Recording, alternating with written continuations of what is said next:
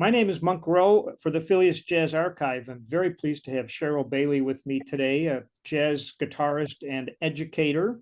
And in an article in the Vintage Guitar magazine, you were described as guitar goddess of modern jazz. Ooh, Ooh, wow. I hope that's on your resume. Yes, it's definitely on my resume. Who wouldn't put it on the resume? Did you, I read you had aspirations or you were, I don't want to overstate this, perhaps you wanted to be the guitar goddess of heavy metal early on.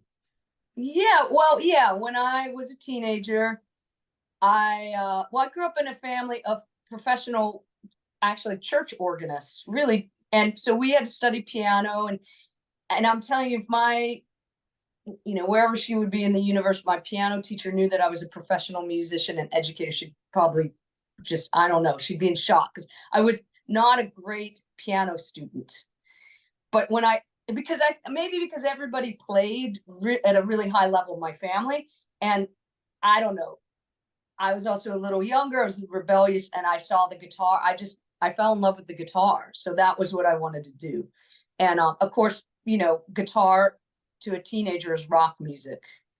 So I played what I guess is now called classic rock and blues originally. I was into Hendrix and Robin Trower and all those kind of players out of that Hendrix school. And then I got into heavy metal because I was a serious musician. And then that time in mind of my teenage mind, I was like, well, those folks are virtuosos, so that's the way to go.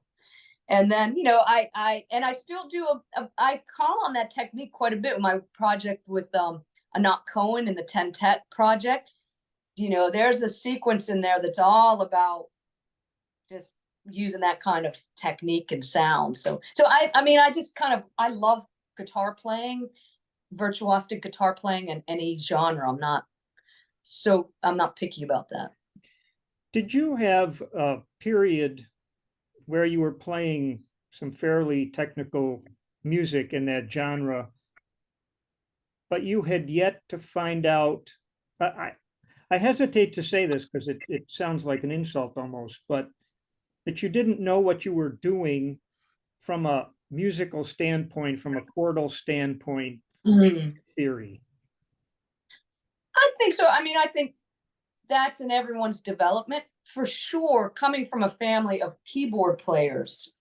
And I mean, harmony was so present in my imagination and musical world. So I think that was the draw to, I mean, some of that neoclassical, they call it neoclassical shred, is their Bach chord progressions and stuff. So, but did I know what it was? But that was what drew me to study at Berklee as a kid, because I grew up with harmony. And then, that of course was the easy invitation into jazz and standards. That I said, I hear that, but I don't know what it's called. And I felt that, and I still feel this way. And I'm not like rah, rah, rah, Berklee, even though I associated there. But that's what they do great, is teach harmonic analysis, which that was what I wanted to know, because my ears, I never had perfect pitch. I have really, really good relative pitch, but I said, oh, there are patterns there. What are those called? So, but I think that's kind of everybody's evolution in their musicianship at some point. I'm always fascinated by guitar players, especially who are self-taught, didn't go to music school. For about 6 years, I played in a group that was playing early Yes and Genesis and very complex music. And the guitar players had an easier time learning it than I did. I had graduated from music school, and their ability to hear and not get hung up about odd measures or forms was positive for them. Mm-hmm. Yeah, well, I think, I think there's finding that balance between, I think as guitar players, that's always, there's tons of jokes about sight reading guitarists and stuff, that we often learn it's the people's instrument. Someone shows you some chords. Oh, here's the chords to a Beatles song, and you just play it. And you can play, and there's an entry point where it's easy and can sound good easily to a certain degree. And so you can do that for a long time, but you are more oriented towards just your ears, not in a way, in an educated way of your ears, as we would study ear training and be able to identify intervals. But you also develop more of an intuitive sense. I think you don't have that fear. And I mean, I know some amazing, and I know you do too, some amazing classical musicians that are terrified, even if they had to improvise on a session for 2 bars. They're just, but you know, I mean, I can read and I'm a good reader, but I always feel if I had to play a Broadway show or something, I'm like sweating bullets because of the pressure of like nailing everything in that kind of precision. So I think we bring, you know, wherever you come from, you have strengths in different areas. I think the pursuit about developing our musicianship is to make all those areas as strong as possible, so you don't have you know, weaknesses, but we all have them, you know. What do you tell your students? I'm sort of leapfrogging to something I was going to ask later, but do your students need to be versatile to make a living in this world today? How do you describe that to them? Yeah, I mean, I think here's how I think about it in terms of musicianship. I mean, because again, I grew up in a family with professional musicians, so I never really thought much about it. But a lot of people are coming; they don't really understand what is this path that you're going out on. And from my point of view, growing up, I wanted to get my ears together and my musicianship together, because I was like, if I can hear it, I can play it. So if someone just calls me for a gig, and also where I can read it, I can, that's all I want to do, is just make a living playing the guitar. And I didn't care if it was a country band or you know, so I feel like that openness to music has got to be number one. And the love of music, you have to love it so passionately for those times when it's really hard. That love has got to be there. So I think that, you know, I don't know, you could think of it, maybe put it in maybe more nuts and bolts way. You could go out and buy the Powerball lottery ticket, and maybe you're going to win, but you could also invest your money and diversify your funds, and you'll probably be successful, a lot more successful. Maybe you're not going to be a millionaire, but you're going to be more successful. Have you ever had students that were, you know, they were pretty good, but they didn't seem, as you described, to really love it? And have you felt like you need to tell them, either you have to love this so much that you can't do anything else, or maybe you should go and do another kind of, pursue something else? I mean, you can't make people love something. No, you can't. I think that is part of the journey. And in terms of even thinking about on a collegiate level, just across the board, that first year of college for almost everybody is exploring and finding yourself. And maybe you're going to go through that and you're going to realize, maybe this isn't for me. This isn't what I thought. I think that's going to be true for all. I mean, really, that first year is first time you've been away, first time you've been alone, trying to find your identity. And maybe you find that. But at the same time, what we learn, so beyond being on the collegiate level for, you know, a profession, a big thing that was important that my mother also taught me is we could say music is for everybody, but education is for everybody for the longevity of your life. Developing your intelligence and developing your skills is something you use all your life. So even if you're not, you come to this, you go through this process and you go, hey, I'm not going to be a professional musician. The skills that you learn, problem solving, time management, all of this is translatable. And that's why arts education is so important on all levels, not to make the next, you know, Chick Corea or Keith Jarrett. We don't have to be thinking about creating virtuosos. We need to be sharing what the discipline and the art form is, and that's for everybody and wherever they want to come into. And I think that's the thing. Some people will go, oh, I'm too old to learn an instrument. I'm like, not that somebody told you that. That's not true. Quit telling yourself that. It's for everyone. So. Well said. Was there a particular artist, and even beyond that, a particular LP that put you on the jazz path? Yeah, well, I'm from the Pittsburgh area, and there was a radio station back when you had way more independent radio stations, WYEP, and they, had all kinds of, it was public access radio. And, I would just listen to all kinds of things there, and I turned it on and I heard Sonny Rollins, and then I heard Charlie Parker, and then I heard Wes Montgomery. And then I was hooked. It was an addiction from there. So then I started, my mother actually, at the time I was playing in a rock band, and my grades were terrible. I mean, I was playing gigs in bars. I was a teenager. And I said, well, that's what I'm going to do. And my mother said, well, you have to study. You got to go to school for this.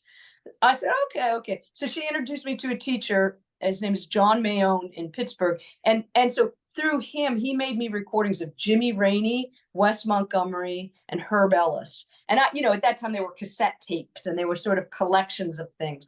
And Joe Pass. And actually in Pittsburgh at that time, there were a lot of Joe Pass. I used to see him a lot.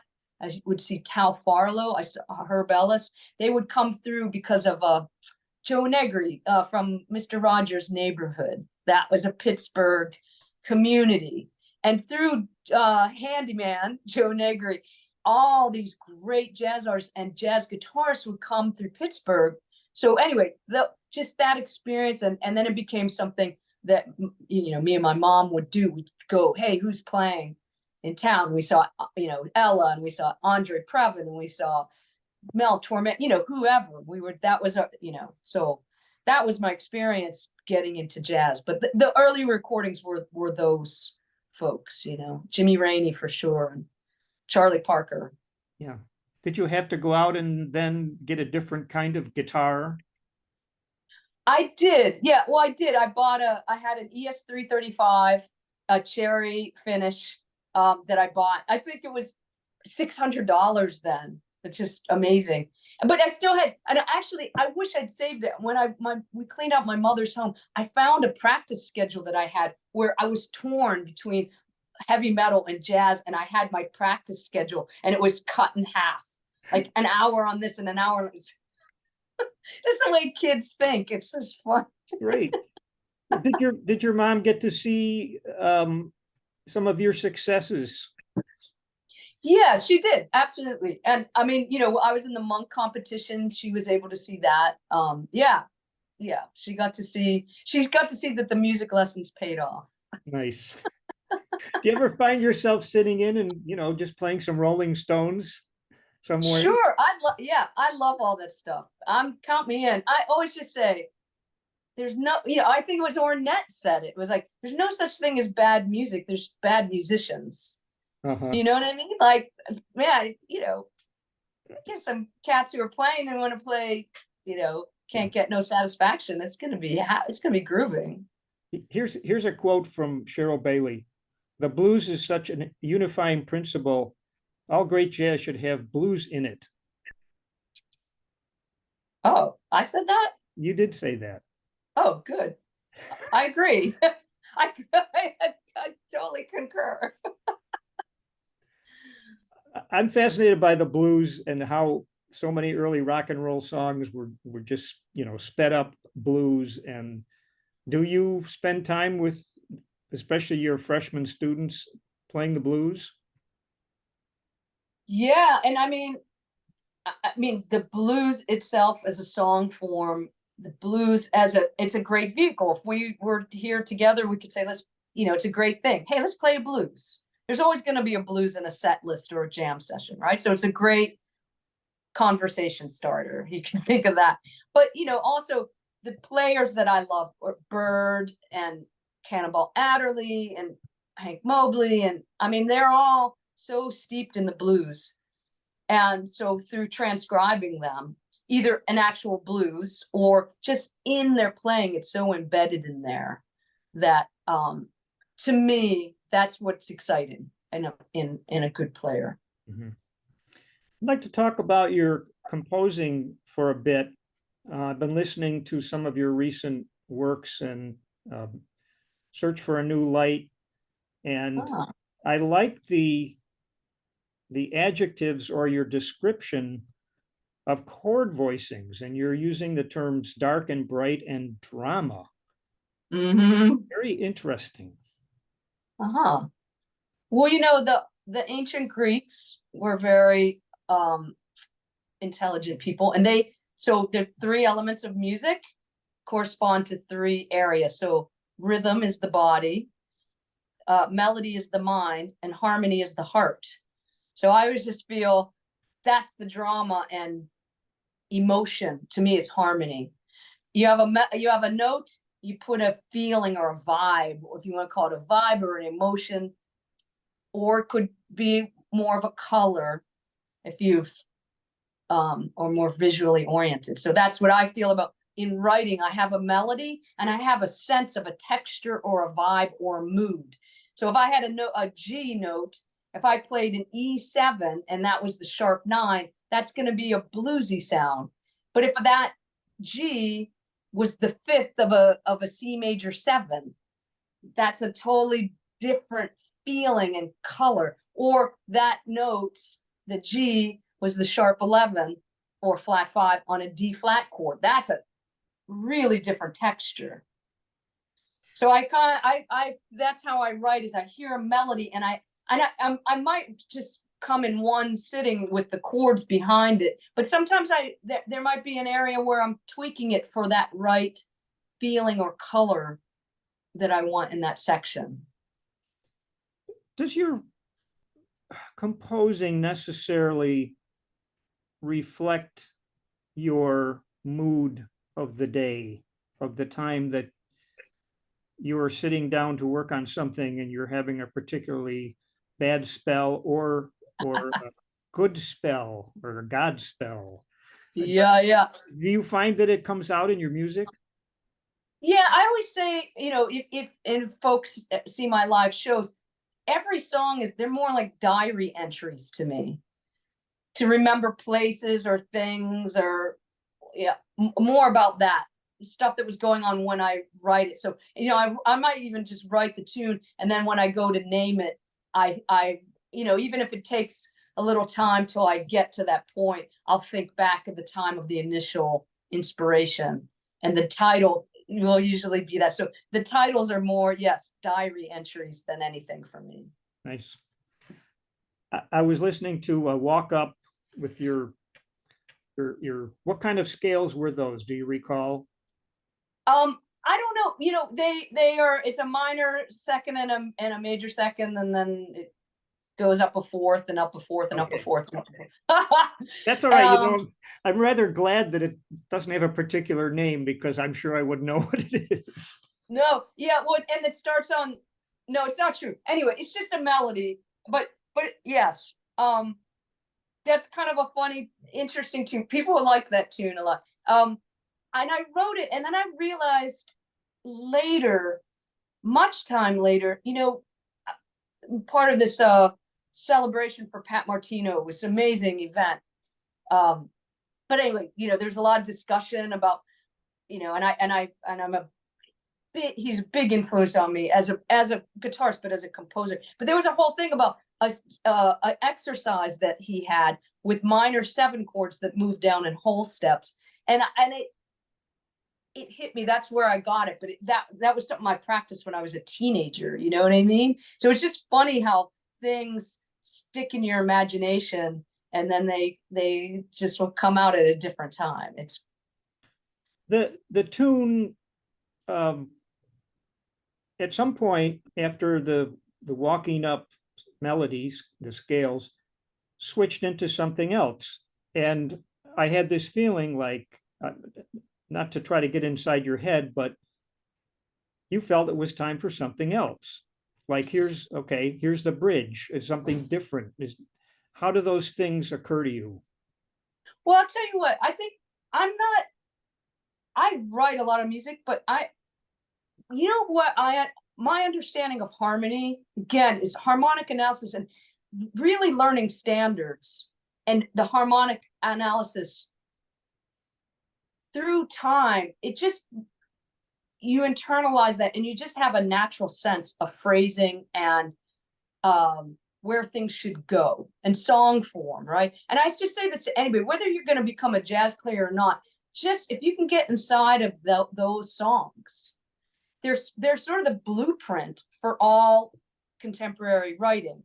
And I think that's what it is. That's where it comes out. So it's more instinctual. I don't really write with an agenda. They just sort of, actually, the ones that we play all the time with all my projects are usually the ones that kind of just flow out. So yeah, you know, it's kind of natural to get to a point and go, oh, there's a bridge. But I also say maybe it doesn't need a bridge. Sometimes there's songs they don't need a bridge. At what point do you name them? When they're finished. Then I'll and again I'll kind of reflect on, oh yeah, what does this remind you of? Or, you know, what happened when you initially sat down and wrote it.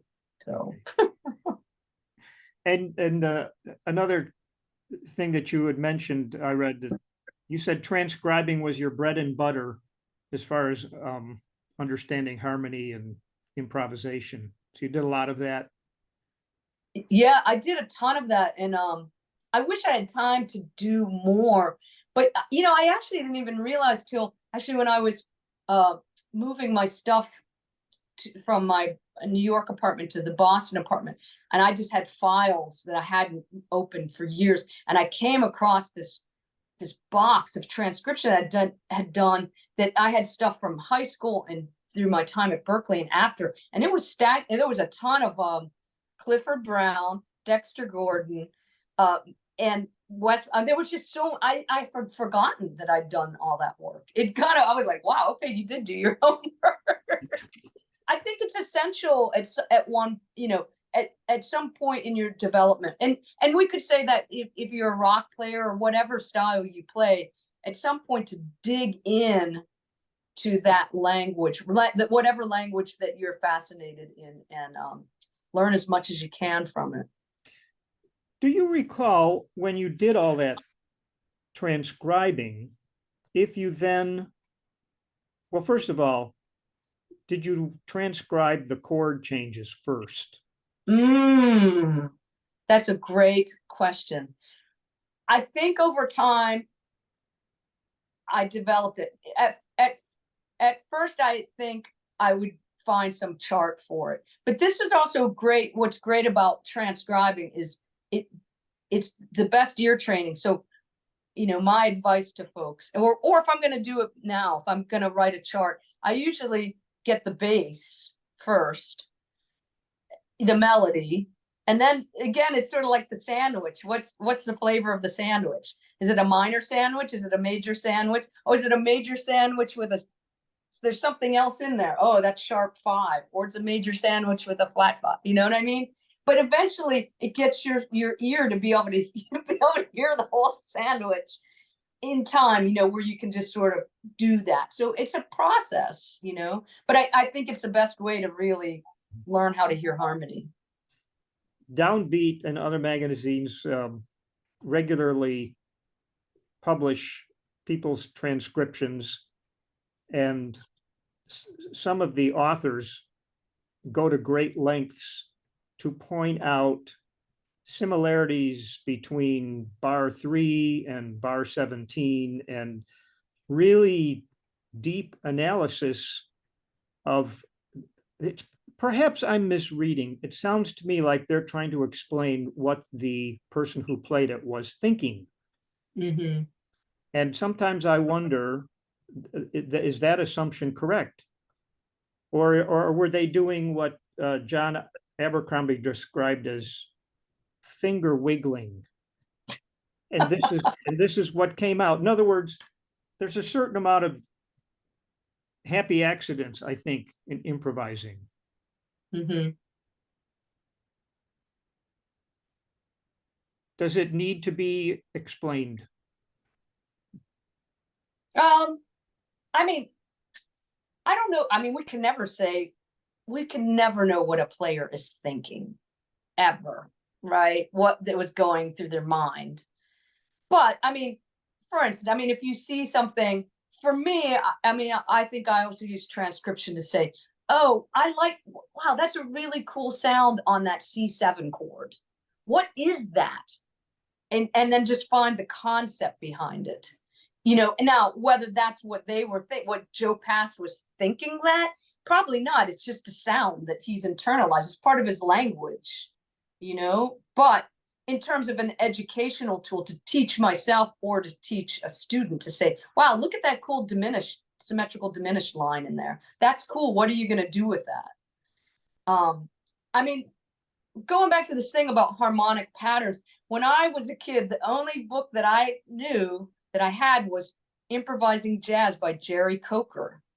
And that book, there were two things from that book. And one thing was this thing about licks, which I have a True Fire course. It's called 50 Bebop Licks You Must Know, whatever. But I explained this in the course, is that book really helped me develop a language, because really you're developing a language. Like, as if you were going to go to France, you get a notebook and you'd write things down. How do I say hello? How do I say things? And you practice them. And then after a while, you're just going to say them. So that book was a revelation, because it said, oh, make a diary of, and you try to put that in your vocabulary each week. So then I organized it. Oh, things I can play on dominant 7 chords, things I can play on minor 7 chords, things I could play on, you know, all those things. I had these categories, right? So that was super helpful. And there's like a whole nother level of that too that you can expand on. But then the back of the book, there's this appendix section of harmonic progressions, and there's just numerical. So you can transpose them in any key. That was my secret that I wanted to know. It says tunes that start on 2 dominant, or progressions that start on 2 dominant, progressions that start on the 4 chord, progressions that modulate up a major 3rd. And I was like, oh, that's what that sound is. Oh, it's modulating to the 4 chord. Oh, because these are quantifiable things. They're not something, you know, there's magic in music, and magic, there's tons of magic, but it's not that. That's science. Oh, I love it. No, I just love it, because I use that word magic a lot, and you just put it in this wonderful context. That when you were first on that path of learning, creating your own diary of licks and so forth, were you mostly playing in one key? I'd write them in the key that I found them. Uh-huh. I think at the time, it'd be interesting if I ever could find that book, you know, wherever it would be. I'd kind of write them in the key that I found them in, and then I'd try to work them into different things. But the thing that's fascinating about that is that you're developing your language, you're developing your vocabulary, but then as you start to understand harmony, it starts to expand, because you see that something that you could play on a major 7 chord, you can also play on a minor 7 chord, and you can also play in a sus chord. So then it was like all these other applications outside of the thing. It's like, this is the thing, but now I found, as I understood harmony more, I could apply it to more things. And then also the other thing that also would just spin me out, for instance, Clifford Brown, to me, I think, is the most impeccable, perfect soloist, tech and sound, everything. And he could just play a phrase, and the idea, the shape of the phrase, if it was a sequence, would fascinate me so much, that you could take, for instance, some kind of sequence that he would play and just start to play through it diatonically and turn them into etudes. So then you're starting to generate your language based on the tradition. And it takes time. All this stuff takes a lot of time and study, and but you know, it is fascinating. You know, so you have the actual source, the original source, then the applications of it, and then the stuff that you derive from. Hey, look at that cool shape. what can I do with that? Or maybe I could put it in a minor key. If it's a major key shape, maybe I'll put it in harmonic minor, or I'll put it in a symmetrical scale. And then all of a sudden, these ideas just blossom into possibilities. It seems like I've seen articles from guitar players and they talk about shapes. Mm-hmm. Now that can be a hand shape, but it also can be what you're describing as a melodic shape. Mm-hmm. So which drives which?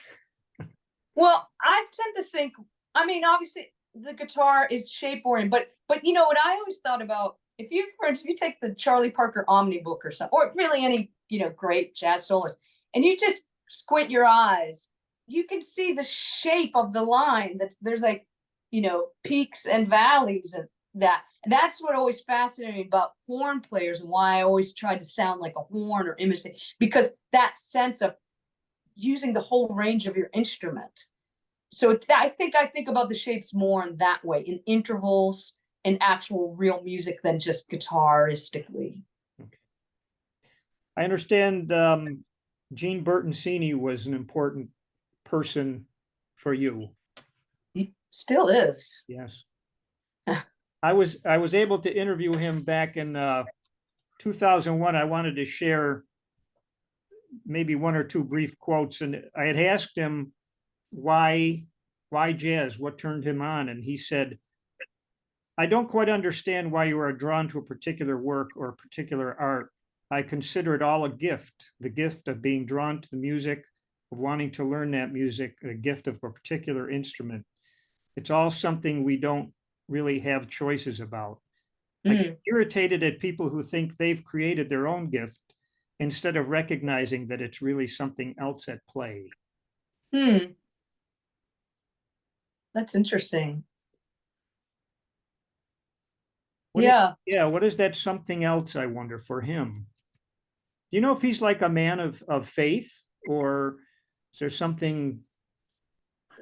Yeah, well, I would say he is. I mean, I don't know, you know, specifically what faith, but I remember meeting him, hanging out with him my early days in New York, and he would always just say, a career in music, it's an act of faith.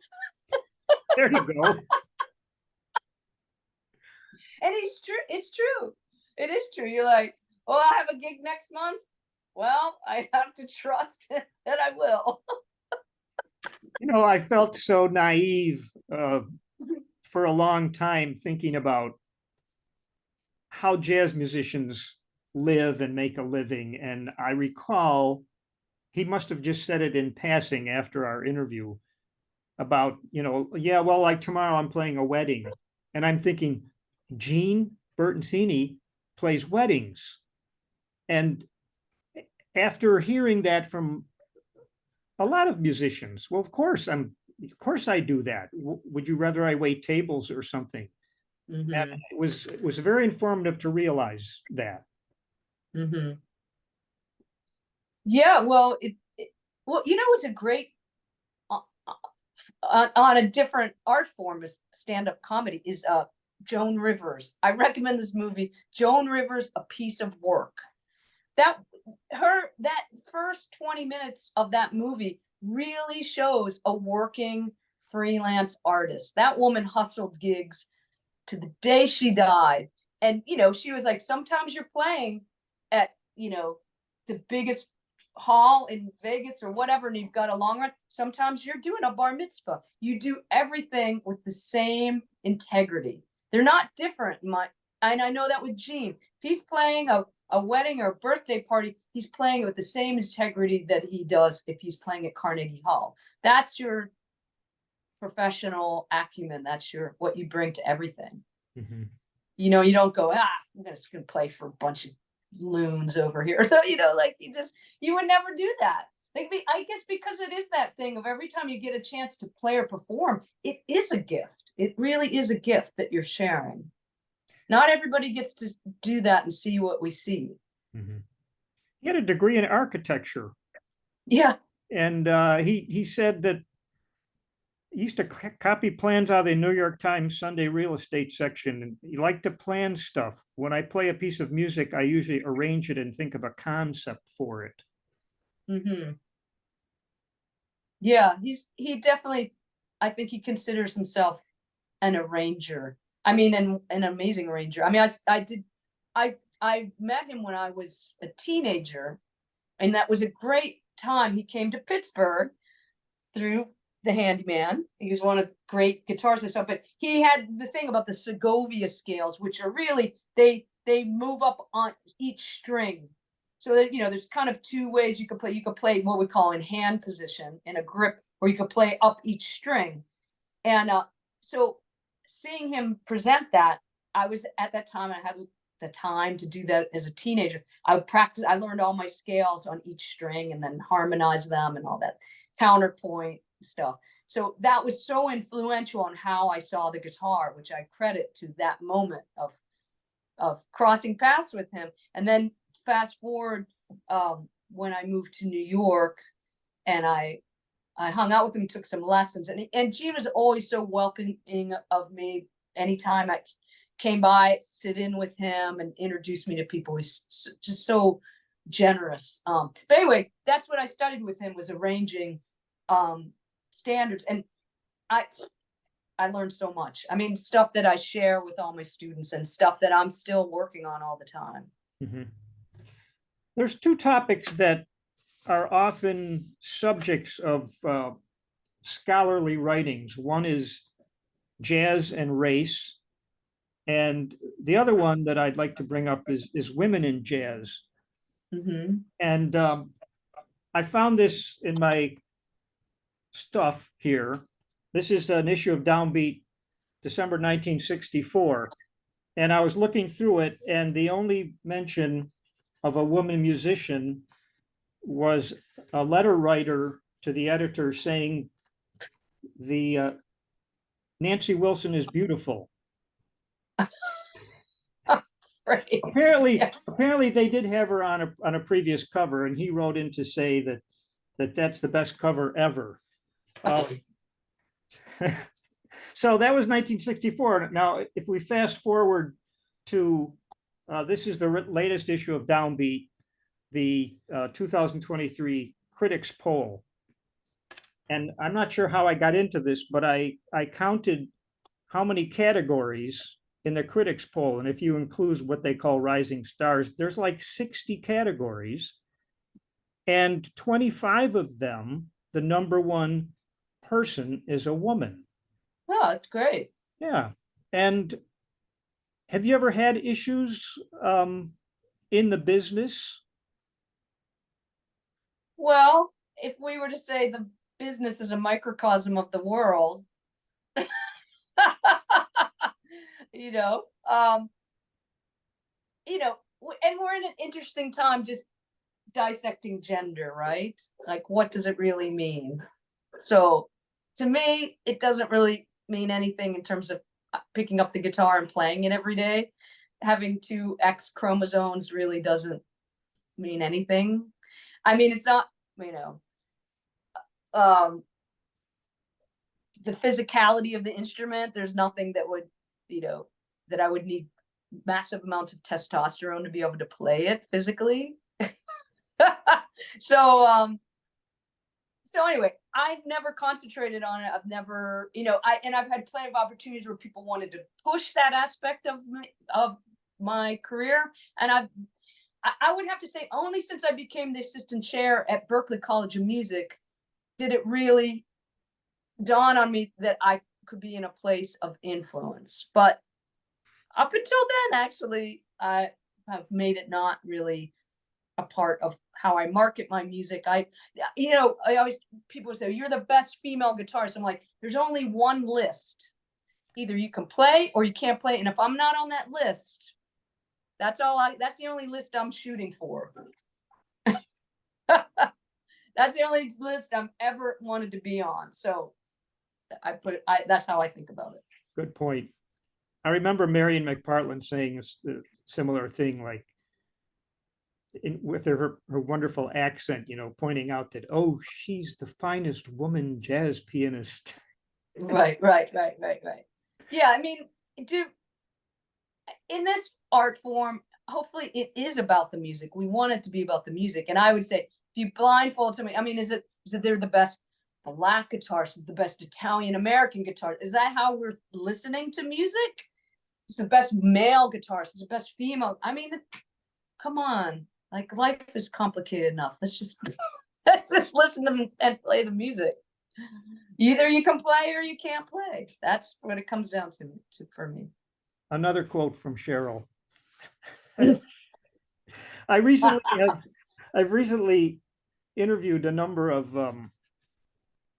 musicians who mostly made their life in the studios. Some of them going way back, and a lot of them point out that part of the business has changed so much, and a lot of the studio work is disappearing because it can be replaced. And I wonder if I hadn't even thought about this until this morning, actually, that the guitar, I think, is the hardest instrument to replace electronically or synthesizer wise. There's something about it, and maybe it's more immune to the technology than other instruments that can be easily recreated now. That might be true. I mean, I think there's some great scoring of guitar and some of the TV shows that it's all guitar generated stuff and different sounds, and definitely because you could have, if you're talking about film scoring, you could have a scene and a honky tonk. You could have a scene in a jazz club. You could have, I mean, there's so many places. Acoustic guitar, it could be flamenco kind of sounds. Yeah, it's not reproducible in an electronic way that's convincing. Yeah, there's something That's about the good. strumming and just hard to reproduce that. If I went to a jazz club in New York that you were playing at, would I see a lot of foot pedals or things to stomp on? It depends. If you saw me with a Not Cohen, yes, because I have to do my big flamethrower solo at the end. Yeah, I mean, I use certain things because sometimes I have some tunes that might have a certain vibe. Most of the time, I go for a clean sound, but I always like to have some options. Mhm. And do your students ask you about that part of the guitar world, about the technology available? Actually, Yeah, I'm going to rephrase that question to include, do you encourage them to learn finale and all the technology that is out there to record at home and et cetera? yeah. Well, definitely. I mean, the Berklee has all that stuff. And for sure, I mean, I think the thing about home recording and the way people are scoring now is even just transferring files and people record it at home. So you might play on a film score and you just send the files via Dropbox. And you've never even met the producer in person. So yeah, I mean, this is a big thing, and definitely for guitar players, it is a thing to be able to have the right sound for the gig. So but I learn a lot from them because they're always up on what the latest gear is, so I'm always trading stuff with them too. How do you get, speaking of gigs, if you want to play at Smokes or any number of places, how do you do that?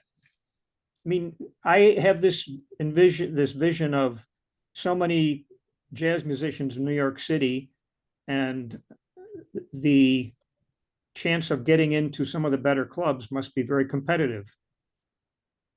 Well, I mean, the thing about, I mean, it doesn't have to be jazz, but you're only as good as your last gig. It's word of mouth is a career. Your career is word of mouth.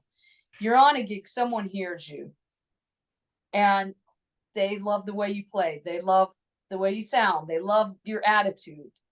Um, and then you get the calls, and then you're a side person, or then you start to develop something. Um, and that's really how it goes. I mean, this is kind of a funny age where with some of the younger kids, they're coming up in this idea that they have an Instagram or a TikTok post and they play something for 20 seconds. Like, well, how do you sound on a gig? Can you play all night? Do you know tunes? What all those things count. So I think that's really how you build your career, is through what you're doing right now. Do you have any like things that, I'll use the word aggravate you on Yes. on Where do you want to start? I should probably narrow that a little bit. Yes, I'm aggravated by interviewers who ask these really broad questions. Like you're asking in New York, what aggravates you? Well, Let me talk about the subway. oh, I guess I'm thinking of getting on a gig, especially if it's yours. And okay. what would happen on the bandstand that would aggravate you enough to not call a person again? Oh, comping. If I don't like the way they comp and they could be a great soloist, I'll call you later. Comping is the number one thing. What kind of comping don't you like to play over? If it's too, comping is so deep because it's in the moment and it depends on what's happening with the music. And so listening is kind of like knowing when to jump in and when to jump out. And so, most people, have a good groove. Sometimes maybe someone's too busy. Maybe I don't like people that always have to quote or play back what I play and quote it back to me. That's a little, anyway. So it's just got to feel good, I work with a drummer who's the only person I ever knew who uses silence as one of his sounds. Like like laying out at the beginning of a tune or even in the middle of a tune, Mm-hmm. that it sounds so interesting when they come back in. Totally. And I'm so surprised that it's not like in people's sort of library of things to do. Me too. One time when I was a kid, and I'm sure it's because I was just mindlessly clomping away. But my teacher said, one of my first ensembles in Pittsburgh at Duquesne, he said, turned to me and goes, "You know what Monk said?" I was like, "What, teacher?" And he said, "The hippest thing I ever did was lay out." I think Chick Corea said that too. Said if you can't hear it, then don't play, or something like that. I mean, silence I think of it as a sound of its own, I guess. That's great. I love that. Yeah. That's great. You have coming next projects in mind? Yeah. Well, I just put this record out and I did it in a different way. It's on YouTube. So yeah, I can tell you've been checking it out. It's free on YouTube and there's a whole series with it. It's still dropping over the summer. It'll still be there. It's also on vinyl. So I thought, hey, let's do this. And which is doing well. It's actually selling really well. And digital download through me. So I said, hey, I want to take back control of this. There's one tune, Walk Up is streaming. So you can get that on iTunes and stuff. So this is sort of an experiment. It's been interesting. So that's sort of ongoing. I have something new coming out. I just started working with Jerry Bergonzi, which is incredible. I mean, wow, what a moment to work with him. So we have something coming out. I'm with him on a record he has coming out on Savant, I think this fall. Harvey S., Phil Grenadier, and Luther Gray. And then we recorded something very recently. I don't know when that'll come out, probably later next year. And then a project we just played at Smalls. It's called Taurus Power. and it's with my friend Mariam McSweeney, longtime buddy and collaborator, a great bass player, great composer. So it's the two of us with Jerry Bergonzi as our special guest, Mike Fawn on valve trombone, and Austin McMahon on drums. So we're mixing that right now. So we're probably looking at maybe releasing that maybe next spring, either on vinyl or whatever. But things that are coming up are the Jerry Bergonzi's release in the fall. So I'm very excited to. I mean, to me, he's the top of the mountain in terms of musicianship and, oh God, just virtuosity, but also generosity and kindness as an artist, composer, educator. It's been an amazing experience to meet him and become part of his musical family. It's wonderful when you find how many saxophone players are there out there, and you find someone who in particular plays your music in ways that you hadn't even imagined. Yeah. Yes. Well, he's an amazing composer. He's so prolific, and he's so open. Just, I mean, as a person, but he brings that to the music. He's a great mentor and influence in my life right now. Nice. Well, you've had a number of those, which is a terrific thing over the years. Yeah, and also, well, we have something with the Not Cohen. We'll be touring in this early 2024. God, 2024. Yeah, we'll have a West Coast tour, and I hope that we'll have some new music for the Tentet. That is a really fun, super fun project, and so anyway, there'll be more chapters of that band too. Is it hard to get particular individuals together for a tour like that? Everybody's got to sort of clear their calendar and say, you have to tell your Berklee folks, well, I'm going to be engaged elsewhere. Yeah. Well, they usually book these things pretty far in advance. Every once in a while, we'll have to have some. We always have somebody's great, but it can be difficult. Yeah. Okay. Well, this has been a marvelous conversation. I want to thank you for your time. Sure. Thank you. It's super fun. Great questions. And best of luck with your projects. I left out one question I had about your composing, and that is, do you ever plagiarize yourself? I think everybody does. Yeah. I mean, when you hear anybody and you listen to a bunch of their music in a row, you hear techniques and what's the word? Tendencies. Yeah. Everybody has their tendencies. Yeah. But I think that's why you should write more, because the more you write, it hones your voice as a composer. I think it's good. Terrific. Thanks for your time, Sheryl. Yeah, thank you. I look forward to checking this out when it's Very done, good. and we'll share it around. And it was great. Thank you so much. Thank you.